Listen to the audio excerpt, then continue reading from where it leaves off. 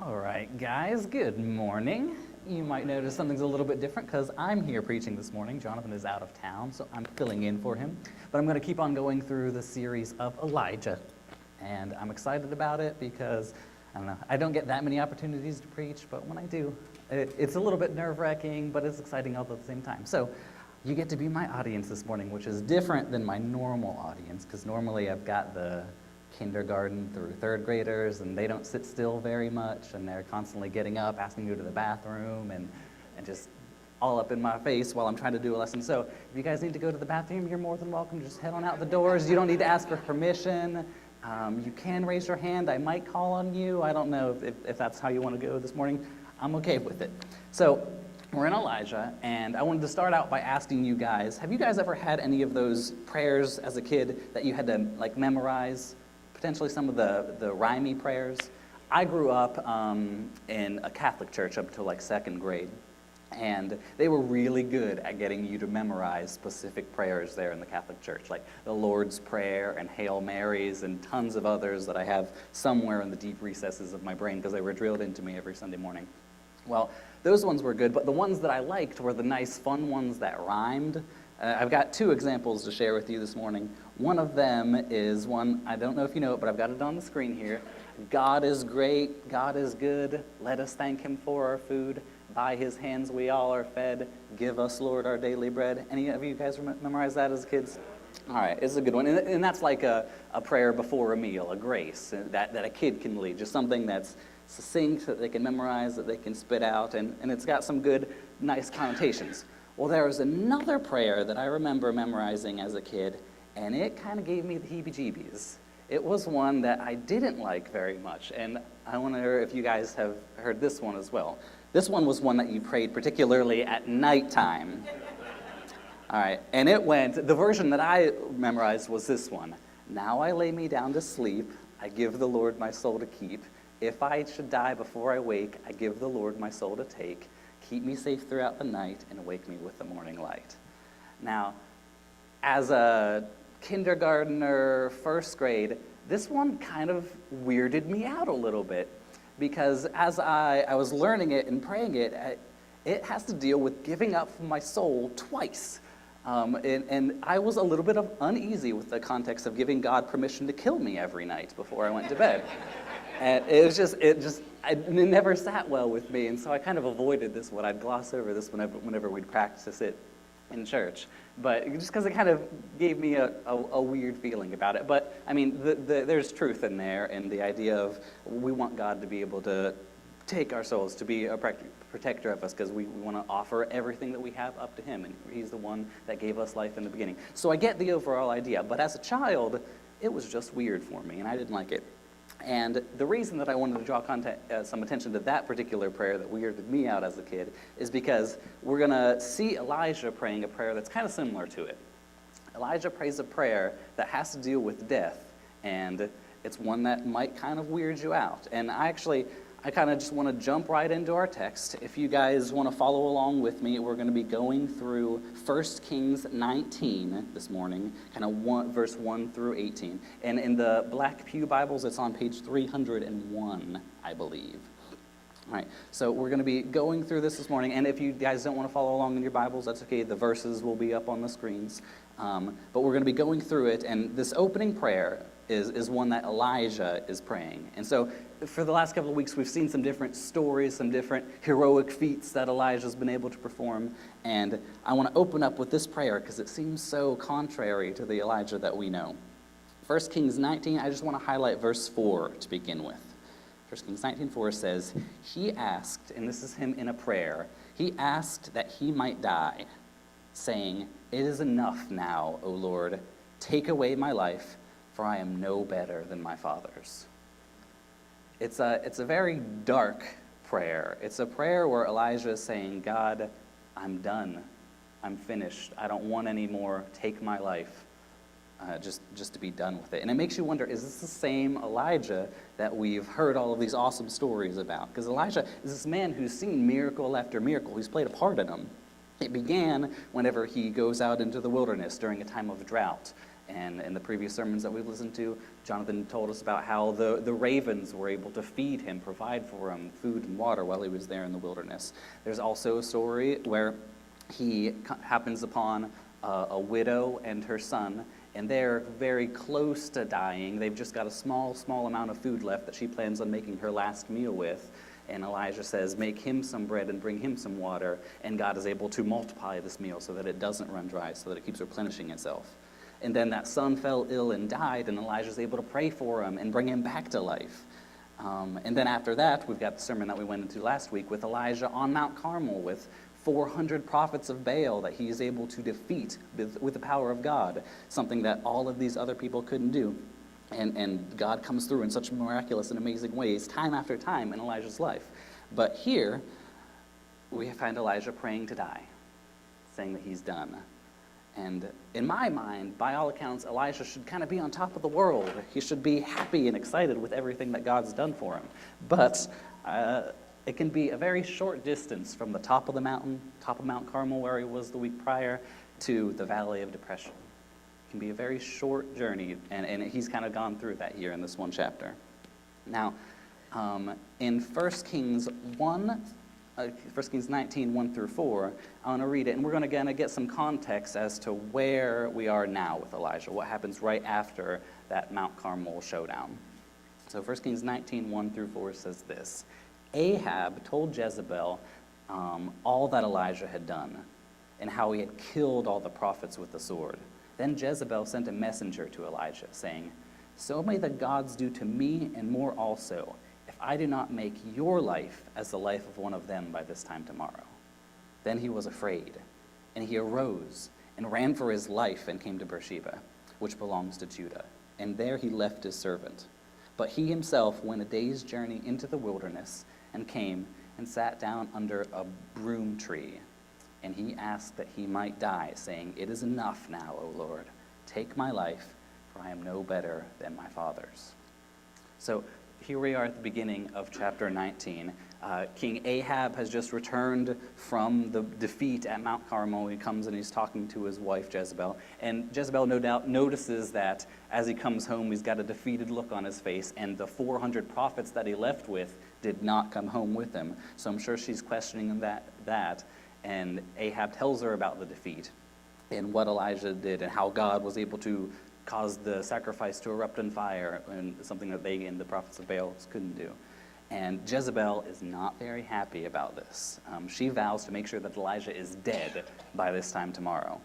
And I don't know exactly what Elijah is thinking here, but I imagine as he had just come out of that victory on Mount Carmel, and as he's coming back kind of with Ahab to the city, and Ahab and Jezebel are talking, I imagine that he would have had some type of hope for change in his mind, as kind of an expectation, because here, God had just performed this amazing miracle in front of so many individuals, including the king, King Ahab. He was there, and he saw what God, the God of Israel, the God of the Bible, could do. And he gets there, and I imagine that he had some hope that would change Ahab's mind some way, and that he could convince his wife that they could turn away from their false god worshiping and start to worship the God of the Bible. But that hope is very quickly thrown out the window as soon as Jezebel hears, and she offers death threats as her very first thing to hearing the news. There's no change of heart or thinking that maybe we could start looking at God in different light. It's just no, all right, Elijah is responsible for the death of all of our prophets, so I'm going to kill him by tomorrow. And I just feel like that would be something that was just thrown right in his face and just kind of putting a damper on his entire mood, coming into the town and having some type of hope and then being just completely thrown in his face. All right. So at first, when I read through this, I thought to myself, okay, so Jezebel threatens Elijah, no big deal, because Elijah's this great man of God, and he's performed all of these miracles in the past. And so actually, I started to tally up some of the things that he had done in just the last chapter.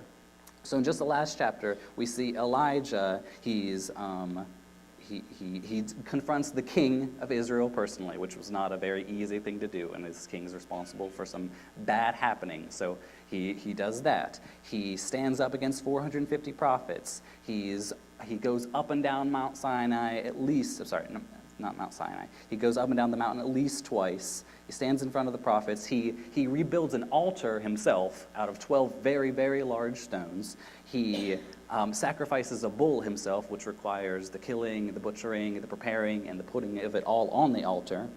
And he also has to oversee or personally execute a bunch of prophets of Baal after the journey's done. And then after all of that happens, right before chapter 19 happens, he runs for 20 miles from the mountain to the city where Ahab and Jezebel are. So all of these things have happened in a very, very short time. And it's kind of my understanding that Elijah would just be exhausted at this point. So many different things have happened, so many good things, but if things happen back to back to back and it's all very taxing stuff, you're just going to get worn out at some point. You're going to hit a wall. The body just can't keep going and going. And so he gets back, and he might have this chance of hope that Jezebel and Ahab will change their ways, and just one more thing slams him, saying no. He's getting death threats. And so I can kind of understand where he's at, that why he didn't just stand up to her and why he wasn't all confident and on top of the world. It's because he is just feeling fatigued. And it kind of puts him into this sort of depression because you just can't keep going and going and going like the Energizer Bunny. That's not how we're designed. We just can't. We need to have a period of rest at some point. And so he ends up running kind of yet again from that. The point is just that he was completely worn out and exhausted. And this is something that I'm kind of assume that you guys can relate to a little bit. Just the idea that Elijah is tired, worn out, exhausted, mentally, physically, spiritually. I don't know if you guys have ever been there, but I have. I have a bad habit of kind of going and going and going until like my body like physically limits me and I can't. I just need to crash. And I know many of you guys this morning, you guys might be in this position right now. You might be feeling tired. Some of you guys might be asleep right now. I don't know. But when is the last time that you felt fully refreshed, fully rested? Because we are not designed to do thing after thing after thing and just keep going and going and going. If we push past our limits, we're going to crash sooner or later.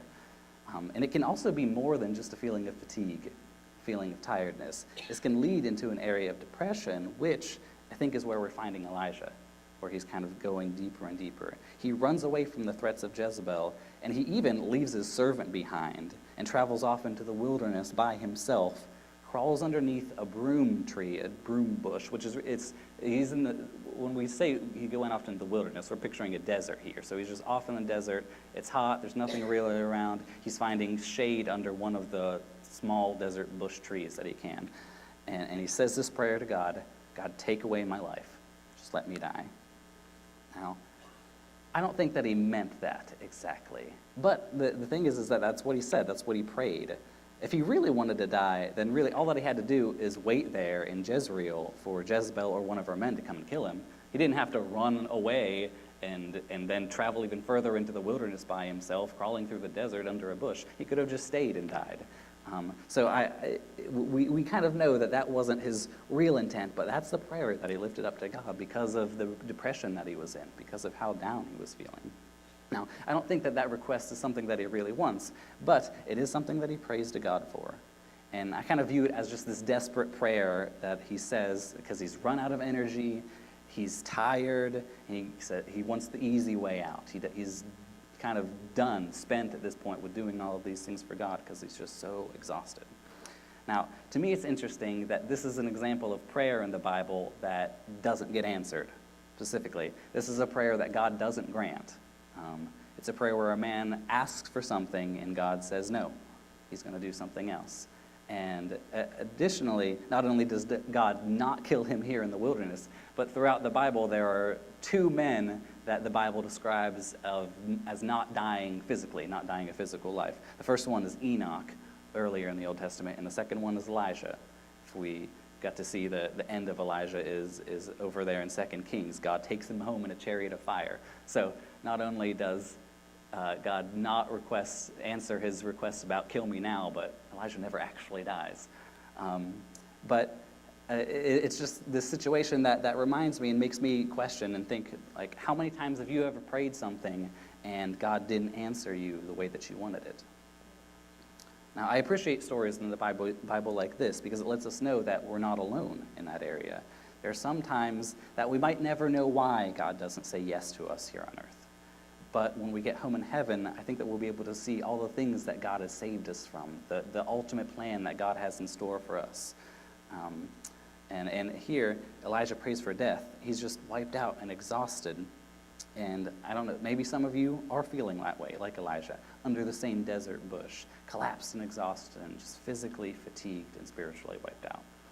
And in these times, it's kind of common for us to find ourselves in a dark place, going into that state of depression almost. And we can make the same mistake that Elijah does here in verse 3. If you noticed, he had a helper with him. He was in the city with a helper, and then when he leaves Jezreel and kind of runs away to the wilderness, he leaves his helper and goes off into the wilderness alone. And, when we're feeling discouraged or depressed, what do we often want to do? Just be alone, be by ourselves. And sometimes being alone in these situations is the last thing that we should be doing. We can make the same mistake that Elijah does, and we push people away from us that God has specifically set in our lives to help us through times. Now, instead, I believe that God wants us and is calling us to be people that are honest with each other, that can be people that turn to friends or family or people at church and say, I'm in this season where I am just completely wiped out. I'm exhausted. I'm spent. And one of the biggest things that can kind of be the hardest for us to say, I think especially guys sometimes, is that I need help. And you're not alone, because God has given us one another for a reason. God created us to be these relational beings, and he knows, and he's given us others to help us. I got 2 Bible verses to support this. One is in Galatians 6:2, where it says, bear one another's burdens, and so fulfill the law of Christ. Another one in Ecclesiastes 4:9-12 says, 2 are better than 1, because they have a good reward for their toil. For if they fall, one will lift up his fellow. But woe to him who is alone when he falls and has not another for him to lift him up. Again, if 2 lie together and keep warm, but how can one keep warm alone? And though a man might prevail against one who is alone, 2 will withstand him. A 3-fold cord is not easily broken. If you happen to be struggling through a difficult time right now, I hope that you have the ability to turn to friends or family that God has given you, to look at the family who's there with you, to feel like, and if you happen to feel like those options aren't there, then look around right now, because we've got a body of Christ here as individuals that are set in your immediate proximity in order to we're supposed to be family. This church, this body is a family in a way. And God has given us one another for this reason, to be able to help us out in times of turmoil and stressful times.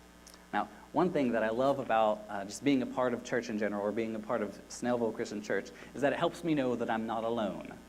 Because we live in a society that tends to say things like Christians or having a faith in God is kind of crazy.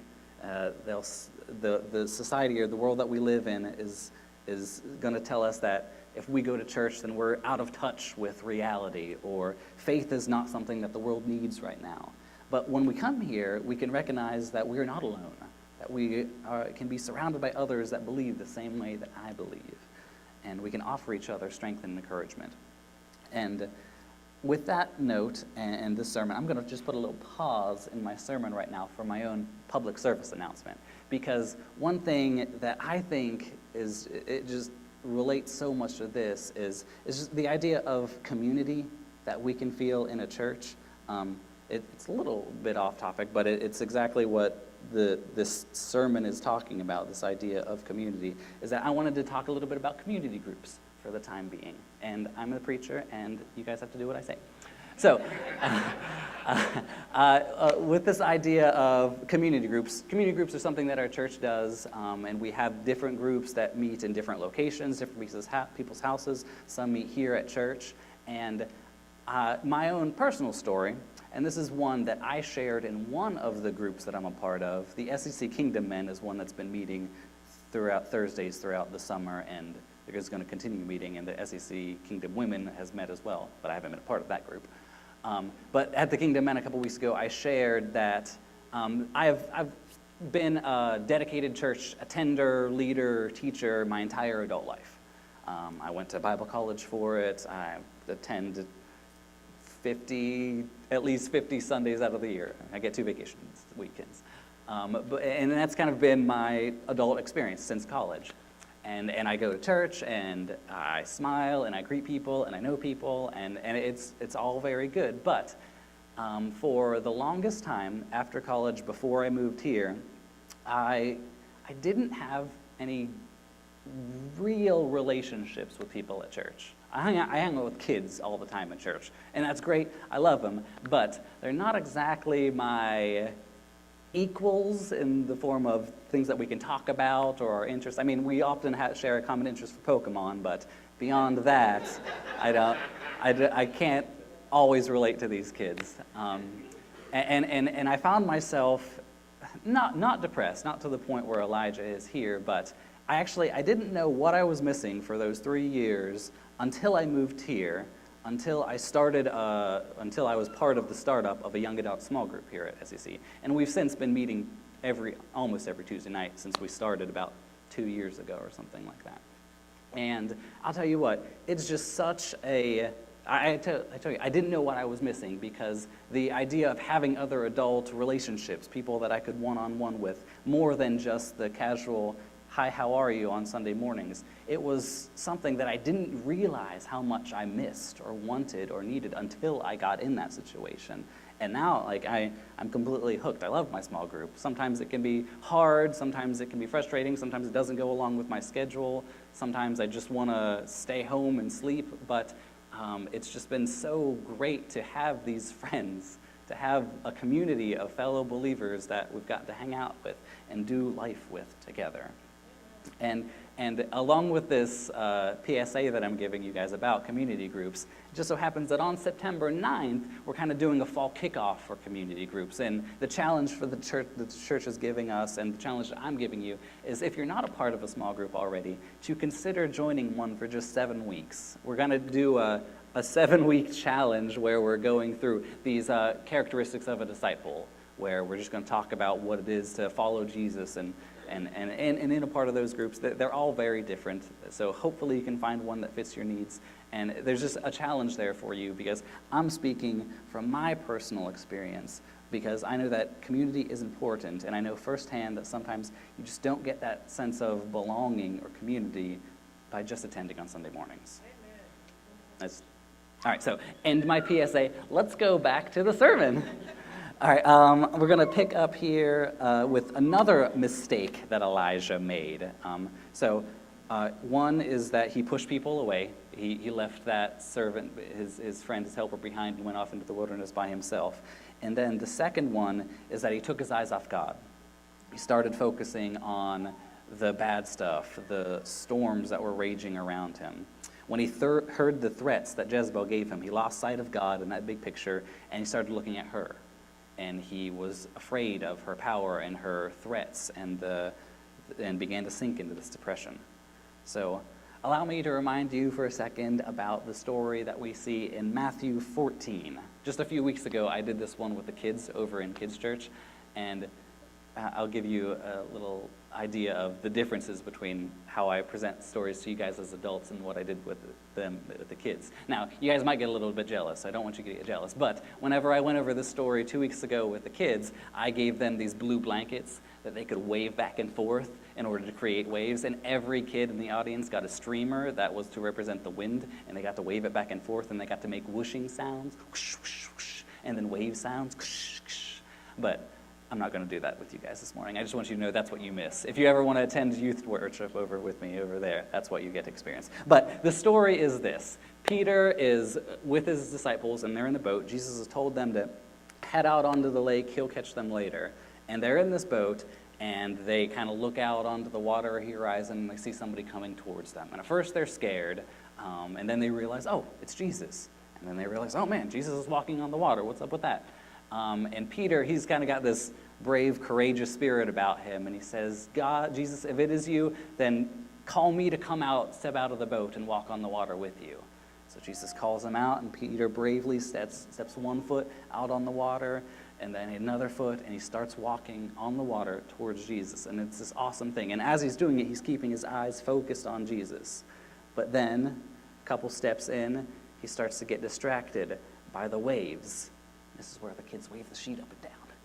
And then he started to get distracted by the wind. This is where the kids wave the streamers in the air. And he's looking around at the storm that's going on around him, and he takes his eyes off of Jesus, and he focuses on these other things, and that's when he starts to sink. That's when his faith is failing him a little bit. And Jesus reaches over, pulls him up out, and he says, where was your faith at? And it's a great story, but it reminds me of just this storm that Elijah is in, and that he's thinking kind of the same way. He has been focused on God, doing great things for a while now, but I think that he started to just let the outside influences, the storm, really affect him. And one of the big reasons is because he's just exhausted, because he's tired. And so when you find yourself in a storm, I want you to be able to lock your eyes on God and not lose our focus. And because when we do, that's when we begin to sink. Now, what happens whenever our prayers is like Elijah, and it's not, Lord, save me, but Lord, just take my life? It's a very serious prayer. This is a depression that Elijah found himself in. And so what's God going to do with that prayer? One thing that the Bible tells us is that when we don't know how to pray, God is there, and he knows our needs. He knows our needs before we even do. Romans 8:26-27 says, likewise, the Spirit helps us in our weakness, for we do not know what to pray for as we ought. But the Spirit himself intercedes for us with groanings too deep for words. And he who searches hearts knows what is the mind of the Spirit, because the Spirit intercedes for the saints according to the will of God. Now, the good news is that if we find ourselves in this depression and praying in just a really deep, fatigued, sad mode, then the good news is that all that we have to do is kind of turn to God. We don't even need to be able to formulate words, because God knows what's going on with us. He knows our needs, and he's already at work to help us meet them. And here he is in 1 Kings 19, ready to meet Elijah's needs in verses 5-8. So here's what it says there. And he lay down and slept under the broom tree, and behold, an angel touched him and said to him, arise and eat. And he looked, and behold, there at his head was a cake baked on hot stones in a jar of water. And he ate and drank and lay down. And the angel of the Lord came again a second time and touched him and said, arise and eat, for the journey is too great for you. And he arose and ate and drank and went in strength of that food 40 days and 40 nights to Horeb, the mountain of God. Now, I want to highlight that Elijah was woken up by an angel. He ate, and then he passed out again. And this is how tired, how exhausted he was. And then he does it again. He wakes up, and God continues to meet those physical needs in order to help him just recover. One of the commandments that God's given us, to keep a Sabbath day, and so that we can have a day off, a time to rest and a time to refresh. And as he ministers to Elijah, here the first thing that he does is address his fatigue. Now, it's fun to think that a God himself, who doesn't need rest himself, is already prepared to help meet the needs of us people that do need rest, that do need rejuvenation. And it's also reassuring to know that even though Elijah has taken a trip outside of God's will, even though he's gotten to this depression point, God's still there with full of care and concern for him. He said that Elijah was saying, I'm done, God. Just let me die. I don't want to do this anymore. And then God could have said, all right, so you want to walk away from me, you want to die? Fine. I can walk away from you too. I can leave you there just by yourself to die. And I can get somebody else to do your job in replacement of you. But instead, God comes alongside of him, and he cares for him and meets his needs. And God has the same care and concern for us as well. Maybe you're an individual that has turned your back on God. Maybe you've said that you're done with him and you don't want anything more to do with him. Well, if that's the case, God isn't done with you. God still wants to be with you, and he's not going to give up either, just like he didn't give up with Elijah. All right, I'm going to skip ahead just a verse, and we're going to check out 1 Kings 19:10. All right, it says, and this is kind of Elijah, even though God's met those physical needs of his, and now he's kind of gone on to this next location where God's going to keep on filling him up spiritually, he's still in this downer state. He says, I have been very jealous for the Lord, the God of hosts. For the people of Israel have forsaken your covenant, thrown down your altars, and killed your prophets with a sword. And I, even I only, am left, and they seek my life to take it away. So in my mind, here we are, as I'm going to keep reading, I'm once again reminded of the story of Peter walking on the water, where the storm was something that distracted Peter and pulled him away. Here, God's going to show Elijah that in the middle of a storm, God is exactly present right there. In 1 Kings verse 11 through 12, and he said, Go out and stand on the mountain before the Lord. And behold, the Lord passed by, and a great and strong wind tore the mountains and broke in pieces the rocks before the Lord. But the Lord was not in the wind. And after the wind, an earthquake, but the Lord was not in the earthquake. And after the earthquake, a fire, but the Lord was not in the fire. And after fire, the sound of a low whisper. And here God is reminding Elijah that no matter what's going on around him, no matter what storms are present in his life, that God is there with him. He just needs to be able to listen. Just has to focus on him and not get distracted by those other things that are going around. Now, one of the last things that we have coming up here in 1 Kings 19 is the call of Elisha. And I've probably subliminally said Elisha a bunch during the sermon. Their names are very close together. And here we're talking about Elisha, a new companion for Elijah. And Elijah cries out to God, once again, not convinced that he's all alone and that kind of he's the sole soldier in God's army. Even though God has met his physical needs and showed him that he will never leave, Elijah still doesn't feel confident that he can advance God's kingdom all by himself. And verses 15 through 18 says this, And the Lord said to him, Go, return on your way to the wilderness of Damascus, and when you arrive you shall anoint Hazael to be king over Syria. And Jehu, the son of Nimshi, you shall anoint to be king over Israel. And Elisha, the son of Shaphat, of Abel-Meholah, you shall anoint to be prophet in your place. And the one who escapes the sword of Hazael shall Jehu put to death. And the one who escapes the sword of Jehu shall Elisha put to death. Yet I will leave 7,000 in Israel, all the knees that have not bowed to Baal, and every mouth that has not kissed him. Earlier in this book, in Elijah's journey, God brought a drought. And then after a certain amount of time, God was able to open the heavens and flood the land so that they could end the drought and that God would be able to provide for his people. Well, here, Elijah's kind of in this spiritual drought. He's in a drought where he feels like he's all alone. And God's telling him here that he's opening up the heavens and he's pouring out people to do his work. God says, let me tell you who's out there. Let me show you that you're not alone in this. I've got people that are lined up around the block to do my work, and you happen to be one of them. I want you to go up and raise this other prophet who's going to be your successor, Elisha. And if you're still worried about King Ahab and Queen Jezebel, then I've got some people in store to help take care of them as well. All right, so spoiler alert in the Bible, Hazael's army is the one that's going to kill King Ahab, and then Jehu's the one that's going to end up wiping out Queen Jezebel. So all of these people are ones that God has already ordained to take care of the problem that Elijah is currently dealing with. And Elijah thinks that without him it won't get done, but God has people to take care of it. Elijah isn't alone, and God has his eye also on 7,000 other individuals all throughout Israel who are still following him and haven't bowed the knee to Baal. Now, that's us. We're those 7,000. We're also Elijah. We're Elisha. We're Jehu. We are God's called people. And God's called us all to do different things. He's called us, and he's given us what we need as well. He sent us out, and he wants us all to know that we're in this together, that we are not alone, that as Christians, as a church, as a family, we have each other. All right. And so the last thing that I want to say, and as I go over my last 3 points, if the worship band could come on up, I've just got 3 things that I want to kind of leave you with. And it's going to be something that, I don't know, is just kind of my summation of some points that I feel like could help us in our daily walks, in our lives.